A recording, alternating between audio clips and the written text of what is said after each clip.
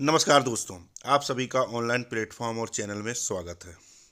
अगर आप पहली बार चैनल में आए हैं तो चैनल को सब्सक्राइब जरूर कर लीजिए, जिससे कि वर्ग एक पदवृद्धि की जो मुहिम लगातार चल रही है वह सभी अभ्यर्थियों तक और जिम्मेदारों तक पहुंच सके। तो जैसा कि दोस्तों आप सभी को मालूम है कि वर्ग एक के जो वेटिंग अभ्यर्थी हैं वह लगातार पदवृद्धि के लिए प्रयासरत हैं और उनका संघर्ष जारी है और वह हार मानने वाले नहीं हैं। इसी को लेकर एक बड़ी खबर सामने निकल कर आ रही है कि एक कार्यक्रम के दौरान भोपाल में वर्ग एक पदवृद्धि को लेकर, है ना, जनजातीय कार्य मंत्री का बड़ा बयान सामने आया, है ना। और देखिए, आपको एक चीज़ सभी अभ्यर्थियों को मैं ये बताना चाहूँगा कि मीडिया के माध्यम से भी लगातार सवाल वर्ग एक पदवृद्धि को लेकर जिम्मेदारों से यानी मंत्रियों से और अधिकारियों से पूछे जाते हैं और पूछना भी चाहिए, क्योंकि वर्ग एक के जो अभ्यर्थी हैं उनके साथ तो अन्याय हुआ है, तो इस अन्याय को बार बार उठाना चाहिए कि वाकई इनके साथ अन्याय हुआ है।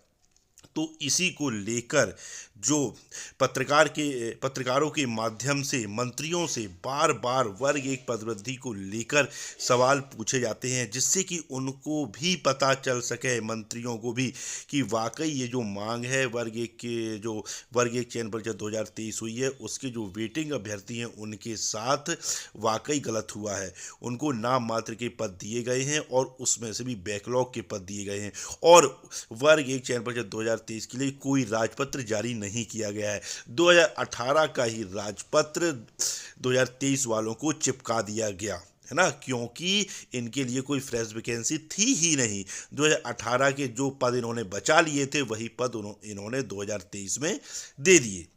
तो इसी को लेकर, है ना, पत्रकार साथी ने सवाल किया जनजातीय कार्य मंत्री जी से।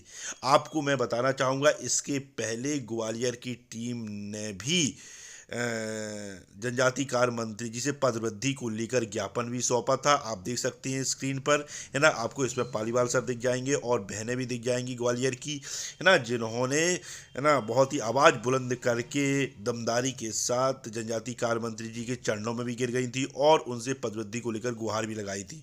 तो उस समय जनजातीय कार्य मंत्री ने टाल मटोल जवाब देकर, है ना, और वहाँ से निकल गए थे। तो अब पत्रकार साथी ने फिर से कार्यक्रम के दौरान वर्गीय पदवृद्धि को लेकर सवाल किया, है ना।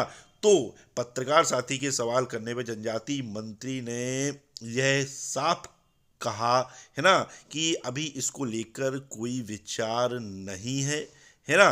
और अगर जैसी स्थिति बनेगी, अगर शिक्षकों की नियुक्ति को लेकर, तो उस प्रकार से फिर विचार किया जाएगा और हम जो जनजातीय क्षेत्रों में, है ना, शिक्षा अच्छी गुणवत्ता मिले इसके लिए प्रतिबद्ध हैं और जो भी सुविधाएं सरकार के द्वारा बेहतर शिक्षा के लिए हो सकेगी वह सरकार के द्वारा उपलब्ध कराई जाएंगी। तो जनजातीय मंत्री ने अभी यह कहा है कि अभी ऐसा कोई विचार नहीं चल रहा है ना, और जैसी स्थिति बनेगी शिक्षकों को लेकर तो उस प्रकार से विचार किया जाएगा। यानी एक प्रकार से उन्होंने साफ साफ हाँ भी नहीं किया और साफ साफ मना भी नहीं किया है ना, क्योंकि उन्होंने अभी यही कहा कि वैसा कोई विचार नहीं है चल रहा है, लेकिन जैसी स्थिति बनेगी वैसा विचार किया जाएगा। तो सभी वेटिंग अभ्यर्थियों को बिल्कुल सकारात्मक रहना चाहिए। आपकी जो संघर्ष है वह लगातार जारी रहेगा, तो बिल्कुल पदवृद्धि होकर रहेगी। और आपको बता दें, इसी को लेकर, है ना, बहुत ही शानदार मौका है सभी वर्ग एक के वेटिंग अभ्यर्थियों के पास। रीवा के जो मध्य प्रदेश के उप मुख्यमंत्री हैं, जो रीवा जिले से आते हैं, राजेंद्र शुक्ला जी, उनके पास, क्योंकि जब रीवा के 5-6 लोग जाते हैं तो उन्होंने बिल्कुल विश्वास दिलाया है कि वह उनकी मांग को मंत्रालय में रखेंगे, कैबिनेट में रखेंगे और पदवृद्धि भी करवाएंगे, है ना। तो सभी वेटिंग अभ्यर्थियों को आपको रीवा पहुंचना चाहिए। और रीवा आंदोलन के लिए नहीं जाना है, आपको रीवा सिर्फ इसलिए जाना है कि आप एक संख्या बल दिखा सकें, उप मुख्यमंत्री जी को ये बता सकें कि इतने लोग इस समस्या से पीड़ित हैं। तो वाकई उप मुख्यमंत्री जी के सामने अगर आपने 400-500 की संख्या दिखा दी तो बिल्कुल उनको भी लगेगा नहीं नहीं, ये मुद्दा गंभीर है और इतने लोग पीड़ित हैं, तो उस मांग को वह गंभीरता से भी लेंगे। और गंभीरता से नहीं, गंभीरता से तो अभी ले ही रहे हैं, और गंभीरता से भी लेंगे। इसलिए आपने भोपाल में इतने बार आंदोलन किए, लेकिन एक बार सभी मध्य प्रदेश के कोने कोने से वेटिंग अभ्यर्थियों को अपनी नौकरी के लिए, है ना, आपने जो 2-2 एग्जाम दिए हैं, है ना, उस मेहनत को सफलता बदलने के लिए आपको रीवा एक बार अवश्य सभी लोगों को आना चाहिए।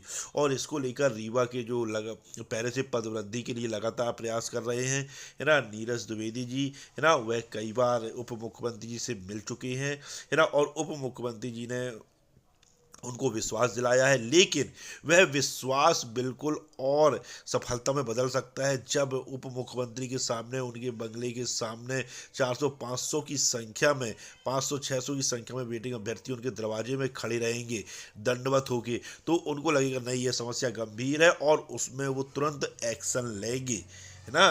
क्योंकि आप सोच सकते हैं जब 5-6 लोग जाते हैं तो वह तुरंत एक्शन लेते हैं, तो जब उनके सामने, है ना, हजारों की संख्या में वेटिंग अभ्यर्थी अपनी पीड़ा को लेकर पहुंचेंगे, अपनी समस्या को लेकर पहुंचेंगे, तो वह बिल्कुल उस पर गंभीरता से विचार करेंगे और आपकी पदवृद्धि होकर रहेगी। क्योंकि उप मुख्यमंत्री हैं और उप मुख्यमंत्री का जो दर्जा होता है वह कैबिनेट मंत्री से ऊपर होता है।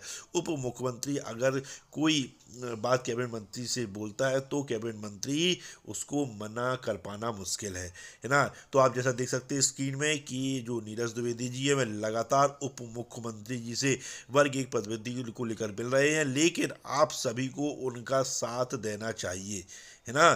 तो जब भी रीवा में, है ना, उप मुख्यमंत्री जी से मिलने का प्रोग्राम बनता है भारी संख्या बल के साथ, तो मध्य प्रदेश के कोने कोने से सभी वेटिंग अभ्यर्थियों को वहां पहुंचना चाहिए। और जो आपकी पीड़ा है, देखिए आप भाई, आप लोगों को रीवा कोई ऐसा तो है नहीं, दूर नहीं है, है ना। लेकिन एक बार अपनी नौकरी के लिए, है ना, आपको रीवा अवश्य पहुंचना चाहिए और जो आपकी पीड़ा है वह उप मुख्यमंत्री के सामने रखना चाहिए। कम से कम एक मंत्री ऐसा तो है जो आपकी बातों को गंभीरता से ले रहा है, तो आपको उसी को आप अपना संख्या बल दिखा दीजिए, अपनी ताकत दिखा दीजिए, है ना। हो सकता है पदवृद्धि हो जाए, है ना, हो सकता है, तो इसमें कोई दो राय नहीं है। इसलिए सभी वेटिंग अभ्यर्थियों को जब भी रीवा में, है ना, उप मुख्यमंत्री जी राजेंद्र शुक्ला जी से मिलने का अगर प्रोग्राम बनता है तो सभी वेटिंग अभ्यर्थियों को बिल्कुल सब काम छोड़कर वहां जरूर पहुंचना चाहिए। और खासकर बहनों को, क्योंकि बहनों का बहुत प्रभाव पड़ता है। अगर बहनें दंडवत होकर उनके सामने 100-200 की संख्या में अगर दंडवत हो गई राजेंद्र शुक्ला जी के सामने, तो बिल्कुल आप तुरंत एक्शन लेंगे वे पदवृद्धि के लिए कि यह क्या समस्या है। क्योंकि वैसे भी उन्होंने फ़ोन लगाकर मंत्रालय बोला है कि ये बार बार जो ये अभ्यर्थी आ रहे हैं इनका क्या मामला है, शिक्षा विभाग को फ़ोन लगाकर उन्होंने बोला है। तो अब आप बिल्कुल इस चीज़ को सभी अभ्यर्थियों को समझना चाहिए कि एकमात्र उपाय जो पदवृद्धि का जो बचा हुआ है वह उप मुख्यमंत्री जी के द्वारा ही अगर पदवृद्धि हो सकती तो हो सकती है। और देखिए भोपाल में अपन जाते हैं कोई मंत्री मिलने आता है, लेकिन रीवा में आपको मिलने का मौका मिलेगा। तो यह वीडियो अगर आपको अच्छा लगा हो तो चैनल को सब्सक्राइब कीजिए, लाइक कीजिए। जय हिंद।